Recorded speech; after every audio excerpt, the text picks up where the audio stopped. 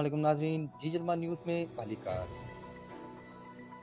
मेहड़ का AR कमरानी जी report के मुताबिक सिंध यूनाइटेड पार्टी पारां सिंध में धारी आबादकारी कारकुननि ते कूड़ा केस बहरिया टाउन समेत सिंध दुश्मन मंसूबनि ख़िलाफ़ हाजी खान मारफाणी, अब्दुल हमीद सूमरो, शबीर मंगी, इसाक सोडर, मजीद सोडर, इस्माइल चांडियो ऐं ॿियनि जी अॻुवाणी में मेहड़ बाईपास खां घंटा घर चौक नेशनल प्रेस क्लब मेहड़ ताईं रैली कढी। रैली में शामिल माण्हुनि सिंध में धारी आबादकारी, बहरिया टाउन ऐं ॿियनि सिंध दुश्मन मंसूबनि ख़िलाफ़ शदीद नारेबाज़ी कई। उन मौक़े ते हिननि चयो त सिंध में साज़िश तहत धारियां आबाद कया पिया। बहरिया टाउन जी आड़ में सिंध जूं ज़मीनूं हड़प कयूं पियूं वञनि ऐं सिंध में सियासी कारकुननि ते कूड़ा केस दाख़िल कया पिया वञनि। हिननि घुर कई त सिंध में धारियां आणणु बंदि करे रहिवाकी दौरान गिरफ़्तार कयल सियासी कारकुननि खे आज़ादु कयो वञे ऐं सिंध जूं ज़मीनूं विकिरो करण वारो अमल बंदि कयो वञे।